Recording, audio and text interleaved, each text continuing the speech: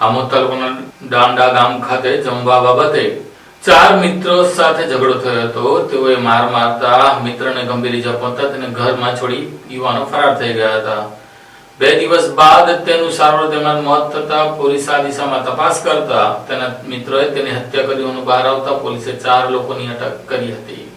પ્રાપ્ત વિગતો અનુસાર દાંડા ગામના રહેવાસી વિષ્ણુભાઈ વસાવા, તેમના 4 મિત્રો રાહુલ ઉર્ફે મેહુલ પ્રવીણ વસાવા, ભૂમિત અરવિંદ વસાવા, અલ્પેશ વસાવા અને કનુ વસાવા સાથે 14 અને 15 જાન્યુઆરીના રોજ જમવા બાબતે વિવાદમાં ઉતર્યા હતા। આ વિવાદ હિંસક બન્યો હતો। આરોપીઓએ માતર ગામે સિગ્મા કોલેજ સામે હાઈવે બ્રિજ નજીક સાપા ગામ તરફ અને ઓછણ ગામ તરફ અલગ અલગ સ્થળોએ વિષ્ણુ વસાવા સાથે ઝઘડો કરી તેમનો નાની મોટી ઇજાઓ પહોંચાડી હતી। આ દરમિયાન આરોપીએ વિષ્ણુના માથાની જમણી બાજુ કોઈ કઠોર વસ્તુથી પ્રહાર કરતા તેઓ બેભાન થયા હતા। 15 જાન્યુઆરીના રોજ વિષ્ણુના પિતા પ્રવીણ અમરસંગ વસાવા હલદરવા ગામેથી ઘરે પરત ફર્યા ત્યારે તેમણે પુત્રને બેભાન અવસ્થામાં જોયો। તેમણે આસપાસના લોકોની મદદથી વિષ્ણુને સૌપ્રથમ આમોદ સામૂહિક આરોગ્ય કેન્દ્ર ખાતે ખસેડ્યો। જો કે 17 જાન્યુઆરીના રોજ વહેલી સવારે તબીબોએ વિષ્ણુને મૃત જાહેર કર્યો। મૃત્યુ અંગે શંકા જતા તેમના પિતાએ આમોદ પોલીસને જાણ કરી। પોલીસે તાત્કાલિક કાર્યવાહી કરી મૃતદેહને ભરૂચ સિવિલ હોસ્પિટલ ખાતે પેનલ પોસ્ટમોર્ટમ માટે મોકલ્યો। 18 જાન્યુઆરીના રોજ મળેલા પોસ્ટમોર્ટમ રિપોર્ટમાં માથામાં ગંભીર ઇજાના કારણે મોત થયાનું સ્પષ્ટ થતા પોલીસે હત્યાનો ગુનો નોંધ્યો। પોલીસે ઝડપી કાર્યવાહી કરી 4 આરોપીની ધરપકડ કરી છે અને ઘટના સ્થળે લઈ જઈ રિકન્સ્ટ્રક્શન પણ કરવામાં આવ્યું છે। આમોદ પોલીસ દ્વારા વધુ હાલ તપાસ કરવામાં આવી રહી છે।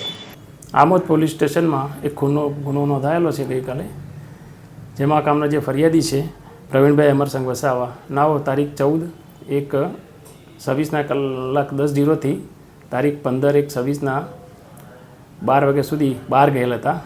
તે દરમિયાન એમનો જે છોકરો છે એનું આ કામના જે તોમતદાર છે રાહુલ ઉર્ફે પ્રવીણ મેહુલભાઈ વસાવા, ભૂમિત અરવિંદભાઈ વસાવા, કનુભાઈ ચંદુભાઈ વસાવા તથા અલ્પેશ ચંદુભાઈ વસાવા નાઓએ માતર ગામની સીમમાં જે સિગ્મા કોલેજ છે એની બાજુમાં ઈંડાની લારી ઉપર તથા સાપા ગામ તરફ એક્સપ્રેસ હાઈવે તરફ તથા ઓછણ ગામની સીમમાં ઈંડાની લારી પર જમવા બાબતે આ કામના જે મરણ જનાર છે વિષ્ણુ અમરસંગ વસાવાના સાથે ઝઘડો થયેલો હતો, જે દરમિયાન તેમને નાની મોટી ઇજાઓ કરી હતી તથા બીજી જગ્યાએ પણ તેને માથામાં તથા એના કાનના ઉપરના ભાગે મારવાથી તે બેભાન થઈ ગયેલો હતો। ત્યારબાદ આ કામના જે તોમતદારો છે એ ફરિયાદીના ઘરે એટલે ભોગ બનનારના ઘરે એને બેભાન અવસ્થામાં મૂકીને નાસી ગયેલા હતા।